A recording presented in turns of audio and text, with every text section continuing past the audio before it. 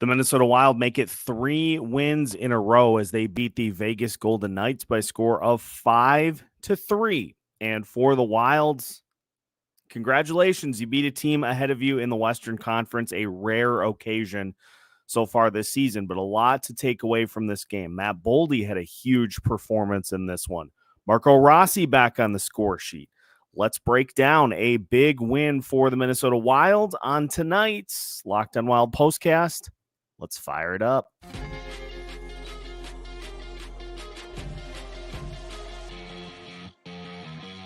You are Locked On Wild Postcast, part of Locked On Minnesota on the Locked On Podcast Network. Your team every day. The Minnesota Wild pick up a 5-3 win over the Vegas Golden Knights, and tonight's Locked On Wild postcast is officially in session. Good morning, everybody. Seth Topal with you here as the Wilds putting together a nice 5-3 win over the Vegas Golden Knights. And there's a lot to like from this game. Matt Boldy had one of his better, if not best, games of the season. We saw Marco Rossi get on the score sheet in this one.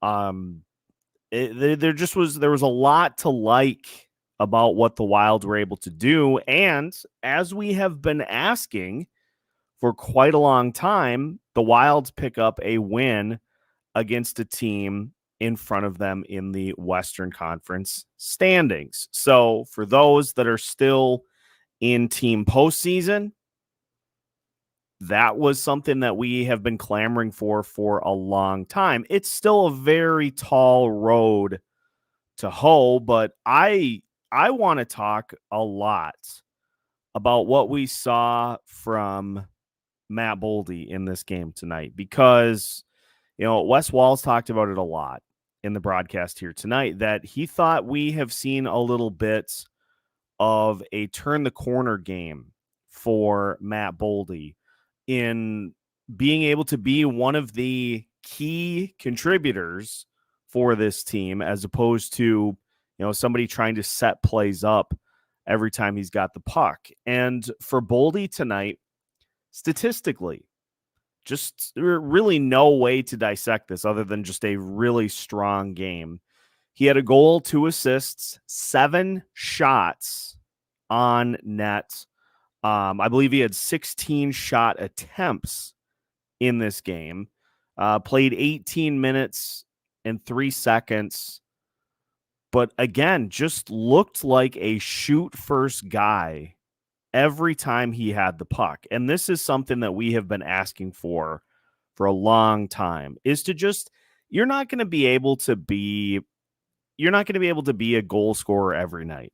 There are going to be some nights where you don't find the back of the net, but you increase your opportunities to be able to score by shooting the puck way more frequently. And he may have been listening, Boldy, because he talked about it in the postgame with Kevin Gorg, that there have been no passengers for the Minnesota Wild over these last 3 games. And that is a phrase that I seem to recall using quite a bit recently, is, passenger minutes. And so maybe it's starting to kind of finally hit that, hey, I need to have an impact on this game other than simply existing, simply skating, simply getting that cardio.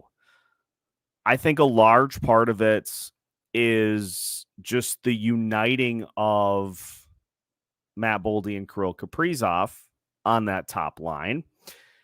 And how ironic is it that Marco Rossi scores the moment he is put back with some actual playmakers and not just on the third line to be part of that unit. There was just a lot. And honestly, I will kind of pivot to this. I loved the way that the Wilds attacked Adin Hill in this game. Adin Hill is a big goalie. That was also discussed quite a bit in the broadcast. I loved the way that the Wild got him moving from side to side. It led to both of the early goals. You had Kirill Kaprizov freezing Adin Hill in front of the net, and then he passes to Matt Zuccarello, who's able to take advantage of the wide open net. Then you have Matt Boldy making a play to Joel Eriksson Ek with Adin Hill completely out of position for the easy tap-in goal there. And Matt Boldy, after Adin Hill comes out of the nets to play the puck, is able to tap it in for his goal. Like, if you are looking for a blueprint as to how to attack a pretty big goalie, pretty good goalie, the Wild did that tonight. And so kudos to the Wild for sticking to their game plan and being able to actually see it play off, as opposed to just continuing to try to pepper shots from the outside of the zone. Again, to reiterate, even with loving what I saw from Matt Boldy tonight, uneven game for Filip Gustavsson in this one. And I know the first goal of the game is as fluky as they come. Shot that deflects off of Brock Faber up over Filip Gustavsson and in. There's nothing you can do about that. But beyond that, those other two goals that the Vegas Golden Knights scored,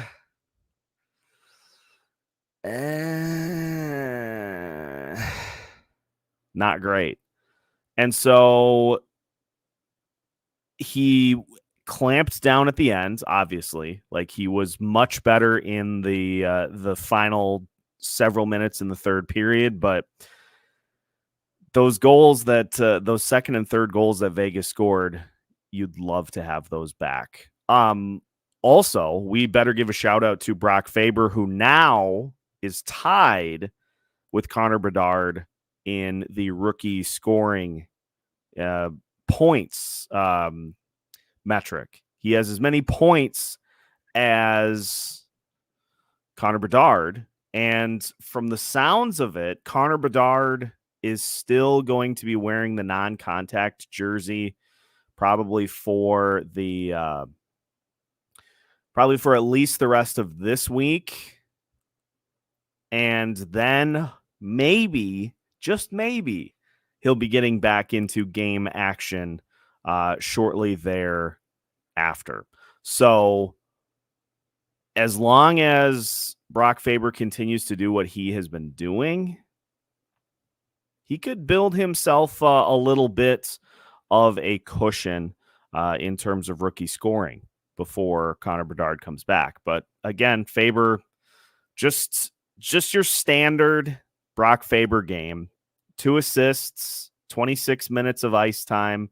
He had 2 blocks. He had a hit, and he played 2 minutes on the power play, 6 minutes on the penalty kill, because the Wilds had to try to fend off this Vegas power play 5 times. And hey, they did that. So again, this is exactly what the Wilds need to do if they're going to capitalize on their 5% odds to make the postseason right now. They need to continue to win games like this. But I guess my question is the effort level, the battle level, and maybe it was because they were in Vegas tonight. The effort level and the battle level looked great in this game. Why have there been so many instances this year where it just doesn't? Like, if the Wilds play like that, it's tantalizing enough for you to be led to believe that they can contend with the rest of the Western Conference. But we just have not seen this consistently. For as many of these types of games that we've seen from the Wilds, we've seen what could happen in Wednesday's game against the Coyotes, where they get rocked 6-0. Like the last time the Wild played Arizona. And we went into that game saying you never know. And look what happened. So that has been the most frustrating thing, I think, about this team. Is that they just continue to 2 steps forward, 2 steps back, 1.5 steps forward, 2 steps back. And so at this point, it is just win your next game. Continue to win. But from a greater good perspective, that was very much the take charge game for Matt Boldy tonight. Let's get some more of that going forward. Like, let's get a few more of those types of performances going from Matt Boldy. We got Marco Rossi getting a goal. And again, the Marco Rossi goal, just textbook Marco Rossi this year. As he just goes to the net, Aiden Hill has trouble with the puck, and Rossi just continues to jam away at it and gets the goal. That has been a Marco Rossi staple all season, and he gets rewarded. It's no coincidence that he gets rewarded for it. It's also no coincidence that he scored because he had Matt Zuccarello and Marcus Johansson with him, but he at least had Matt Zuccarello with him. Yeah. And the fourth line had some good moments in this game too. So I don't want to leave them out in the cold from an impact perspective. But hey, Ryan Hartman, 2 assists tonight. Let's just go through who got on the score sheet here before we pause and we get to your comments. Matt Boldy, 3 points, a goal, 2 assists. Joel Eriksson Ek, 2 goals. He is now 4 goals away from reestablishing his career high in goals. That seems pretty likely to happen here between now and the end of the season. So Eriksson Ek, 2 goals. Ryan Hartman had 2 assists. Kirill Kaprizov, 2 assists. He had 6 shots on net. He had a hit. He had a takeaway. He had 2 giveaways. 19 minutes, 47 seconds of time on ice. After that, Marco Rossi with a goal. Matt Zuccarello with a goal. Brock Faber had 2 assists. That was it from a scoring perspective. But also, Joel Eriksson Ek, 15 faceoff wins, 8 losses. Not bad.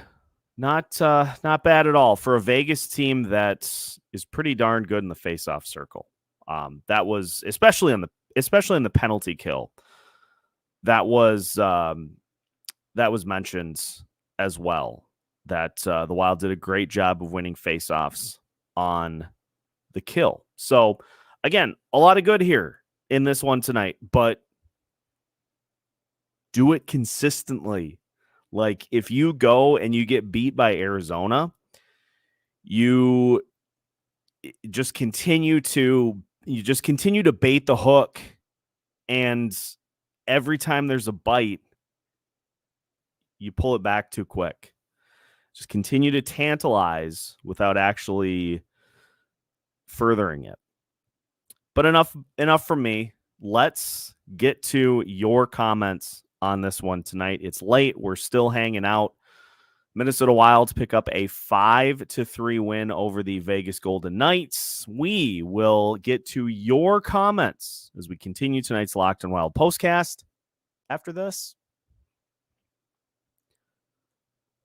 Tonight's Locked On Wild postcast is brought to you by Sleeper. The Minnesota Wild continue to navigate the second half of the season, and even though they are outside the postseason picture as of right now, you can still win big by playing daily fantasy hockey on Sleeper, the official daily fantasy app of the Locked On NHL network.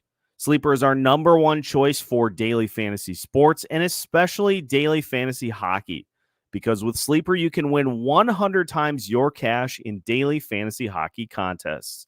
All you have to do is pick whether Minnesota Wild players like Kirill Kaprizov, Joel Eriksson Ek, Matt Boldy and Brock Faber will record more or less in their sleeper projections for things like goals, assists, saves, plus minus, and more in a given game. I'll give you a hint. If you took Kirill Kaprizov and Matt Boldy tonight, you did pretty good because those guys crushed a lot of their projections. To win a 100 times bet on Sleeper, you need to correctly pick the outcome of 8 player stats. You can win 100 times your money playing daily fantasy hockey on Sleeper. So start paying attention and nail your picks so you can start winning big. Use promo code LOCKEDONNHL and you'll get up to a $100 match on your first deposit. Terms and conditions apply. That's code LOCKEDONNHL. See Sleeper's terms of use for details and locational availability. Tonight's Locked On Wild postcast is also brought to you by FanDuel Sportsbook. Get buckets with your first bet on FanDuel, America's #1 sportsbook. Because right now, new customers get $150 in bonus bets with any winning $5 bet. That's $150 if your bet wins. You can bet all of your favorite NBA players and teams with quick bets, live same-game parlays, exclusive props, and more. We discussed the anytime goal scorers for the Minnesota Wild here tonight. Matt Boldy and Joel Eriksson Ek, 2 of the leaders. They scored. So if you went that route, you had a great night, courtesy of FanDuel. Just visit FanDuel.com/lockedon to shoot your shot today. FanDuel, official sportsbook partner of the NBA. Welcome back to tonight's Locked On Wild postcast. The Minnesota Wild pick up a win over the Vegas Golden Knights, 5-3. As Denny, captain of the comment section, gets us started, the Wild have to go 20-9 to make the show. That's tricky, especially with the schedule that we had laid out for the month of February, in which I had picked 4-7. But hey, you are 3-0 so far. So keep winning and change everybody's minds. That's really all it comes down to for this Minnesota Wild team. But you lose that game to Arizona coming up on Wednesday night, and you're going to break a lot of hearts because it's Valentine's Day, and then you're just right back to square one. So just go get one. Until the greater good sets in, as Bob notes, enjoyed the game. Pylon John just cannot stay out of the sin bin. I was sitting here watching. I have now a second monitor for my setup, so I don't even have to leave my desk to watch games, which is just super ideal for churning out content. And I was sitting here and I see that the Wild have been called for a penalty. And I hear delay of game, and without even looking up, I shake my head and I just say, John Merrill has done it again. And, as is noted in the comments, like, this might be one of the more active stat lines that John Merrill has had in a game. He played 13 minutes, 7 seconds. He was a +1. He had 1 block. He did have a penalty, but he also had a hit. And I don't know. I'm not going to go to bat for the guy because I think we would all just love to see Declan Chisholm get into that spot because he's young, because he can drive the puck. He's a playmaker, and John Merrill is just not those things. Like, he is at best a liability most of the time. And so I guess credit to not being a liability over these last couple of games. Nobody defensively really has been. But are you like, I feel like if you continue to roll with that until something goes wrong, you're kind of fooling yourselves, right?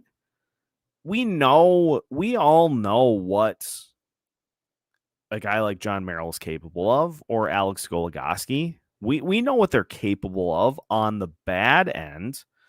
So why would you go with the assumption that we're not going to see those types of performances repeat?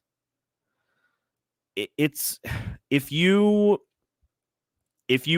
hold your hand over a burner on the stove, knowing that you're going to get burned, but telling yourself, I'll just wait until my hand gets warm before I move my hands. Like, that's on you, right?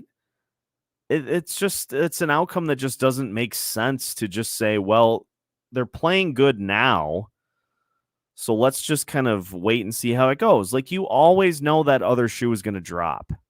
And so if you're going to put Chisholm not playing on the fact that he hasn't had an opportunity to have a full-blown practice, that's one thing.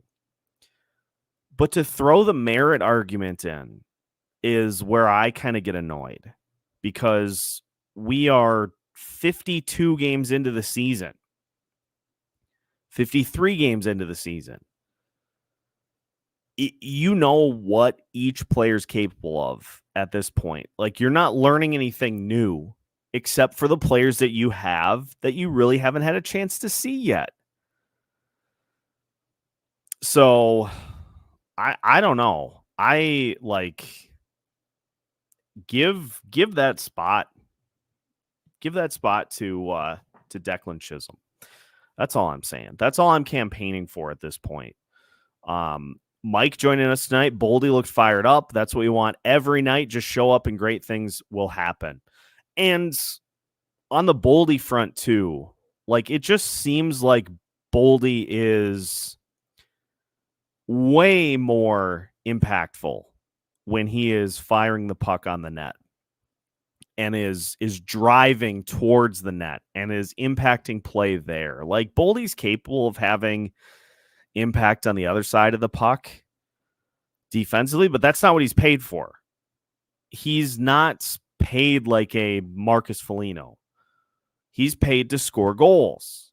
And so if he consistently does that, then we find ourselves having fewer issues with what is going on. And like, just look at this for his game log from the season so far.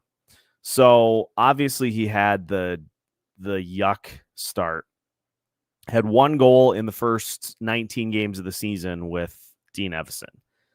Yikes. Then he had 4 goals in a 4-game span. He had a game against Vancouver in which he didn't score. He then scored in 3 straight goals. He did not have a goal in 3 straight games, then had a goal, then didn't, then scored in 2 straight, then had 3 games without a goal, then scored twice, then didn't score, then scored 2 games in a row, then didn't have a goal until January 25th, and that was a span of 6 straight games, then went 2 games without a goal, and now has scored again in 2 straight. All over the place. And so if you can have a few more of those 9-goal months and not have what happened in January, where you had 5 goals and those 5 goals came in the span of 4 games. Like, that's the stuff that we want to try to avoid. And in many of those instances, you're like in the game against the Dallas Stars, in which Boldy didn't score back on January 8th. Just 2 shots on goal. That's not enough. I think Lou Nanne said it against the Tampa Bay Lightning. Boldy went 16 minutes, 30 seconds without a single shot on net. I think it was Lou Nanne that said, get 3 shots or more. Or honestly, for Boldy, probably 4 is a better number. 4 shots on net is like your floor. If you can hit that as a minimum every game, that's going to increase your opportunities of getting on the score sheet and scoring goals. There are going to be games where you exceed that, but if you can at least get to that benchmark and not have some of these performances like we've seen in other big games throughout this season. The game against Winnipeg on December 31st, in which the Wild lost 3-2. Boldy had 2 shots in almost 19 minutes. Like, let's get rid of some of those performances and try to get his shots per game mark up around 3 to 4 at minimum per game. You're going to have performances like this tonight where he's just shooting every time he gets the puck, which is great. But if you can bring that floor up a little bit, that's where we eliminate some of these lulls. And look, they mentioned it in the broadcast that Boldy still is in the young column, which is true, but he's being paid to be a scorer. So go score. That's as simple as it is. And on the nights that you don't score, just rack up some shots. Give yourself opportunities to be able to do so, as opposed to just being a passenger. As he said it himself, Boldy said it himself, over these last 3 games, there have been way fewer passengers. There have still been some, but there have been way fewer than over the last handful of games.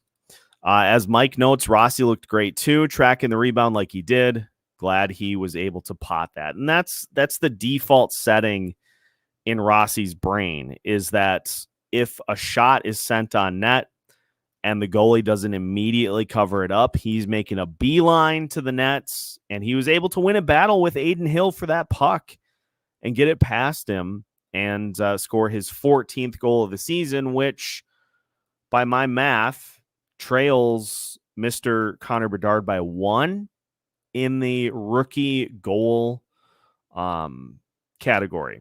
Just pulling up the rookie skater scoring numbers here for tonight. And yes, as Dougie noted, Faber is now tied with Connor Bedard. They both have 33 points. Marco Rossi is 29, so he is 3rd in the entirety of the NHL.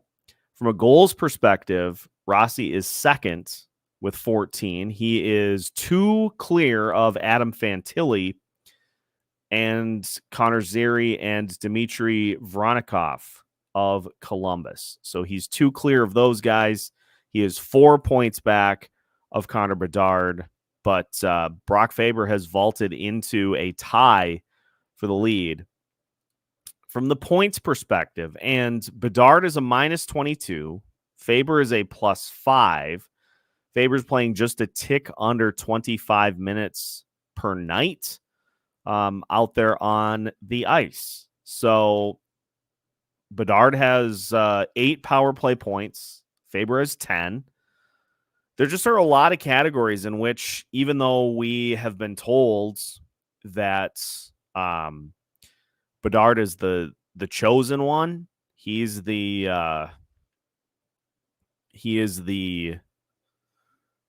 king. He's the rookie king, the one that they want to anoint with the crown. Brock Faber's going to make it a conversation at least. And we'll see what happens when Bedard comes back. But at least for right now, as long as Faber can keep this a conversation, the better chance he has at coming away with the award. It wouldn't surprise me at all still if Faber and Rossi are finalists in addition to Bedard. Wouldn't surprise me if they're both finalists, because they just have been so good for pretty much all season. I believe Freddie is on vacation. What did Gaudreau finish with here tonight? 14 minutes, 22 seconds. 1 shot that missed the net. 1 shot that missed the net. And 2 face-off wins, 1 face-off loss. Gaudreau played 14-22, 44 seconds on the power play, 4 minutes, 23 seconds on the penalty kill.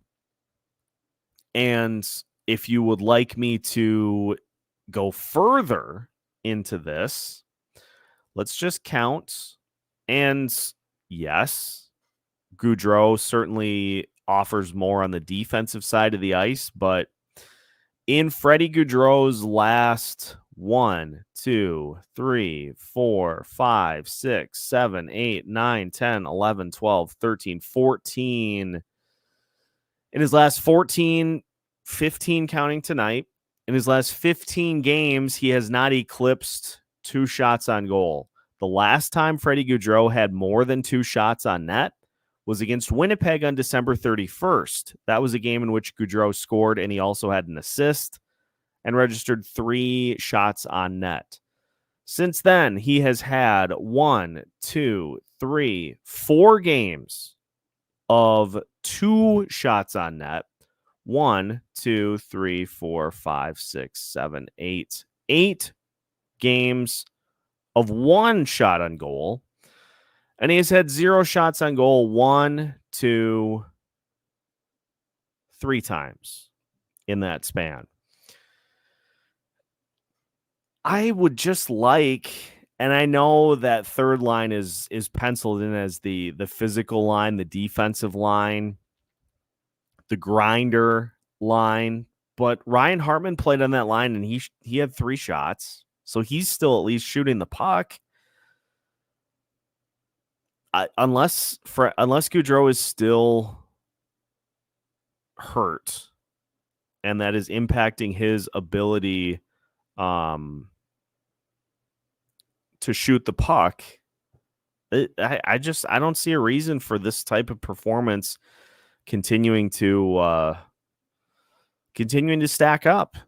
And this is why I continue to view the Gaudreau extension as a problem, and probably the biggest of those extensions, because it's 5 years of this for a guy who probably hit his offensive ceiling last year when he scored 19 goals. You're not going to probably get that same level of replication offensively. So now you're paying a guy to give you some good vibes. I don't know. But as Bob notes, Kojo, 0 shots on goal, 6 cough-ups of pucks in the offensive zone instead of getting to a shooting position or player. And Johansson had that pretty gross penalty, that interference penalty behind the play, behind the net, on the Minnesota Wild side of the ice, while play was on the other side of the net, of the ice. Pretty clear-cut interference penalty. And so, it worked out for the Wilds tonight that they didn't get burned more than once by the Vegas Golden Knights power play, but Vegas is not, power play wise, they're not a real concern compared to some of the other teams throughout the NHL from a power play perspective. Like if we go and take a peek, Vegas is middle of the pack from a power play perspective. They're in fact just 1 spot below the Minnesota Wilds coming into the game. And so that's not a power play that is necessarily going to bite you, but Edmonton coming up, they're 4th in the NHL. Vancouver is in the top 10. Colorado at 24%. The Dallas Stars a few spots ahead of the Minnesota Wild. You can't commit those types of penalties. The delay of game high off the glass out of play. You can't commit those types of penalties. You can't impede a guy simply trying to leave the front of the net. And it's a clear-cut penalty. Like, you can't have those. And we see this team continue to have them pop up here and there. As Sam notes, great game from Bolds tonight. Anyone surprised the Duhaime check didn't result in a power play? Honestly, it was a good hit by Duhaime. 100% was expecting that it was going to be a penalty, and was frankly surprised that it wasn't, because at that point in the game, and with where that happened on the ice, My biggest worry is that you were going to get an official that kind of saw it from his peripheral, saw a guy go down and just assumed that it was a penalty. But thankfully, the Wild did not get bit with that here tonight. And thankfully, that was not something that impacted the result here in this one. As Alex notes, Adin Hill was rattled after Rossi tapped the puck past him for the goal, because then he misplayed the puck on that Matt Boldy, that just gross high angle goal that Boldy was able to score. Again, that's all due to the Wild being able to actually move Adin Hill from his spot early on in this game and continuing to attack him. It was great to see them really attack a pretty good goalie, all things considered, for the Vegas Golden Knights. As Brandon notes, Gus shows up big, but then lets in the softies. He just needs to stay focused all game. And yeah, that first one, I'm going to just completely throw out, because that's like a 1 in a million deflection that led to Vegas being able to score that first goal 20 seconds in. The other two, and especially the Mark Stone clapper up high, I don't think Gustavsson got a really good look at it, and it seemed like there were a few others throughout the early part of the game that he struggled to find, but to Gustavsson's credit, he did tighten up at the end of the game and made the saves when it mattered. But Brandon's right on.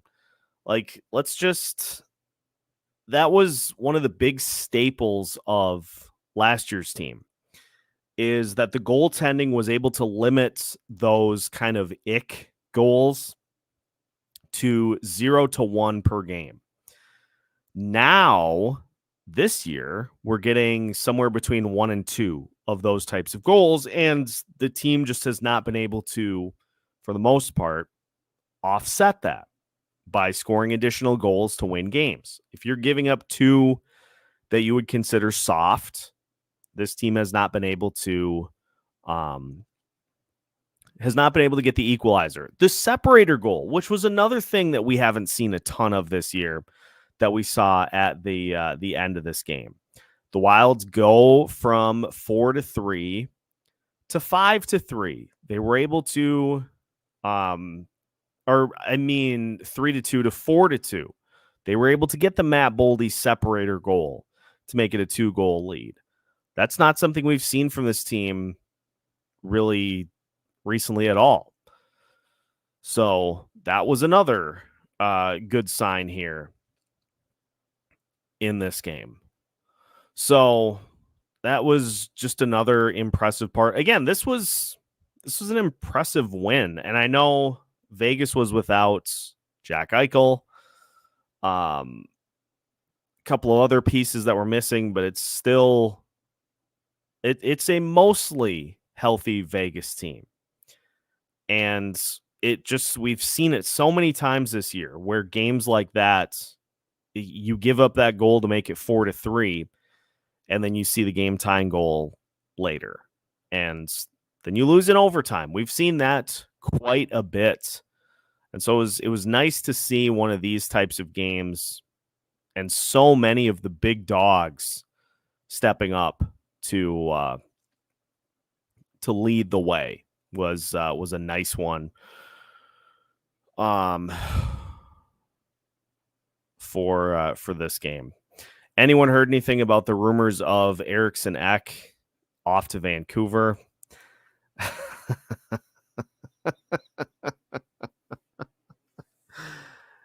Yeah. Those were great Twitter rumors to see fully squashed by Michael Russo when they first came out. And it's funny because it was Vancouver fans who were trying to install Joel Eriksson Ek as like a bottom 6 center. They're like, Well, we need a third line guy that can maybe win some faceoffs, and let's go get Joel Eriksson Ek, and we'll give him like a prospect and a mid-level pick. It's like he's not for sale, so you guys can just continue trying, but it's probably not going to work out for you. So good luck, and I would imagine they'll look somewhere else, trying to find a guy that can fit that role because Joel Eriksson Ek's off limits. Ian, is Ek in the running for the Selke? He should be, and I think with the fact that now the award will likely be named for him at some point down the line, with Patrice Bergeron not playing anymore, maybe somebody else can finally win it. Eriksson Ek gets enough love as it is for his achievements on the ice, and he is just a pain to play against. And so that certainly says something about his defensive acumen. And so it won't surprise me at all if he's in the top 10, top 5 in Selke voting once the season is all said and done. Better yet, that's probably a great idea for an episode, to just try to dive in and see who would actually be Selke trophy contenders at this point in the season, because obviously there's a lot that has to go into the defensive metrics for this.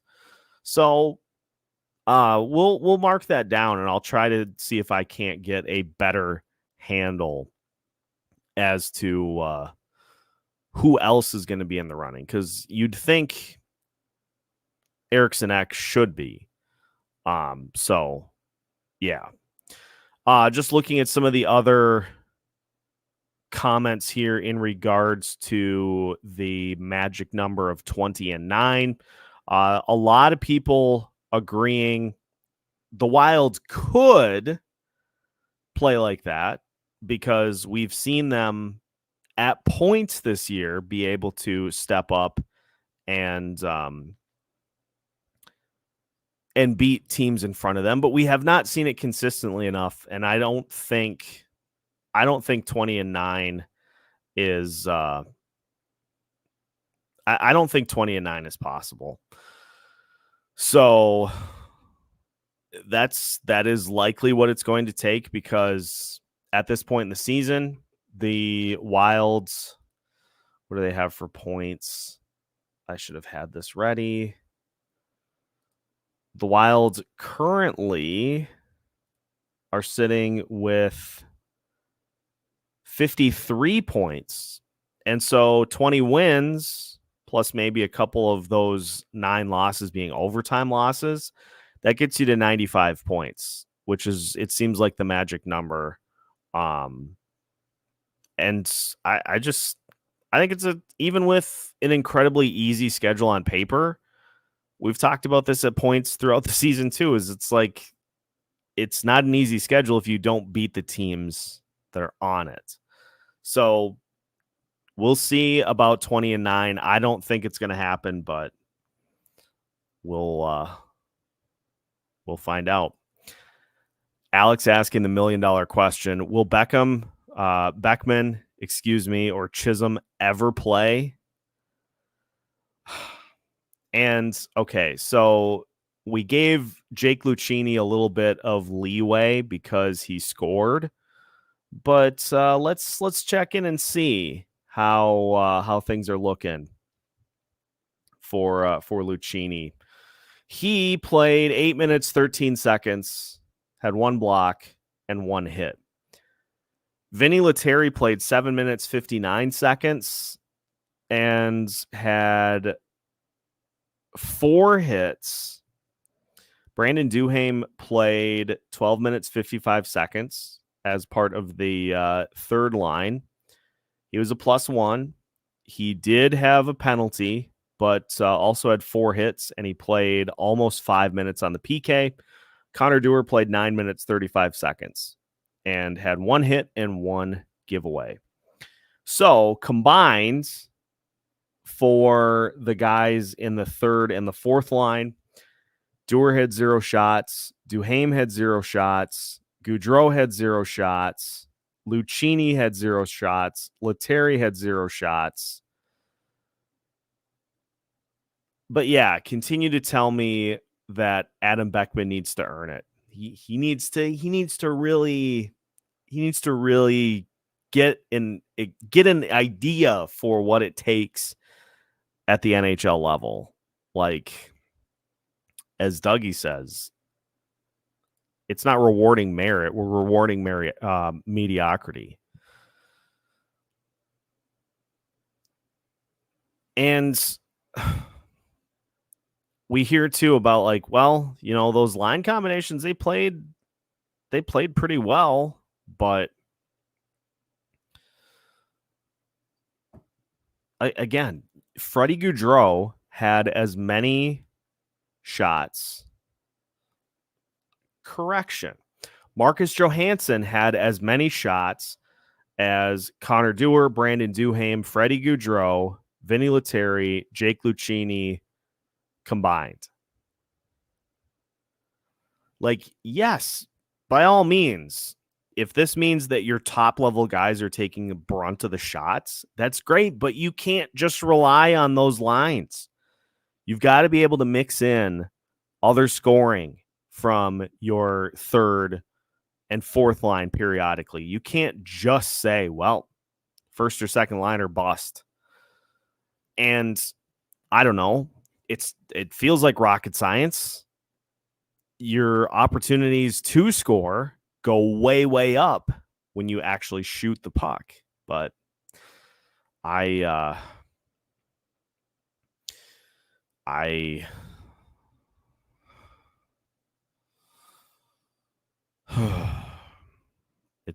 it still.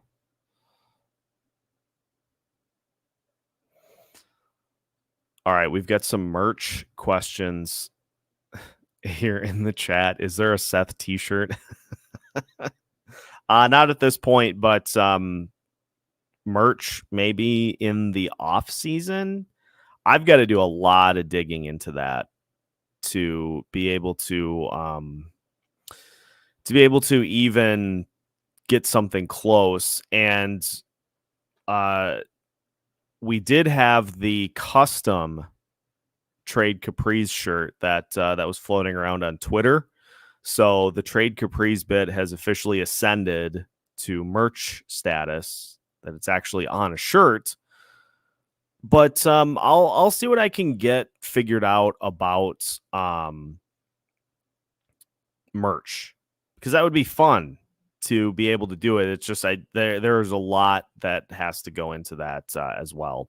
Bob, with a friendly reminder to smash the like button for tonight's postcast. And again, hop in to subscribe and follow us on your favorite audio platforms as well. Give Freddie Gaudreau a spot on the bench for a hot second, and let Adam Beckman replace him. Freddie Defender. Dell, so I'll quickly explain this as I finally have kind of caught up to the comments. So if you're familiar with the artist who does the minimalist arenas, that's actually what those two are. Is one is of the inside of XL Energy Center, the lighthouse, and the other is the Minnesota Wild logo in minimalist form. Poot Poot, I think, is his name. Those are those two, and I'm working on getting others. I'm also working on trying to get my backdrop isn't like 90 feet behind me, but that's where the art comes from. Who is my pick to win the cup? That is a great question. That's one that I haven't previously even really considered because of how far down the rabbit hole we've gone with the Minnesota Wild this season. And so if I had to pick, I think I would be most inclined right now to this is tough because I really like what Vancouver has done this season, but I think it's maybe a year too early for them. You know what? I'm just going to do it just for contrarian sake, because it's not a name that is, I think, being considered enough. I'm going to go with Vancouver. I'm just going to say Vancouver. I love what they're doing. Rick Tocchet is great. Elias Pettersson is a superstar. They've got the other components. They've got good goaltending. Can they sustain it down the stretch? Do they add a big piece at the deadline? These are some of the big questions that they're going to have to answer if they are a legitimate contender, or if they are a team that gets to the postseason and ends up getting beaten in the first round. Gee, doesn't that sound familiar? So I will say Vancouver at this point, but I reserve the right to be laughed at for my pick, because it's probably not going to be right. So we will we'll see on that. We're getting now to the Selke conversation. Mark Stone will certainly be in the conversation. Alexander Barkov as well. Certainly some names that would be in the running for the Selke when we get to that point. So imagine if they can beat Boston to make up for 2011. Trade Capri's and Boldy. Just kidding. Boldy actually did well today. If only he can stop fumbling the puck like a mite player, that would be great. Yeah, he just needs to be aggressive. Be aggressive. And the nights in which Boldy takes the foot off the gas, doesn't attack, those nights in which he doesn't attack with reckless abandon are the nights that he usually has a pretty pedestrian stat line. And so if he just can get into the mindset of, I got to attack, I got to push the puck towards the net and try to score. If he does that more often than he doesn't, he's going to have a great next few years. If he can just be a player that is more on than he's off, that's the battle. That's the battle for Boldy. And once he can overcome that, then the sky's the limit. All right, just looking at some final comments here. The Iowa Wild are tied for 5th in points, still down on points per game, though, to the Wolves. Yeah, the Kaprizov, Ek, and Boldy. Who'd have thought that line could look good?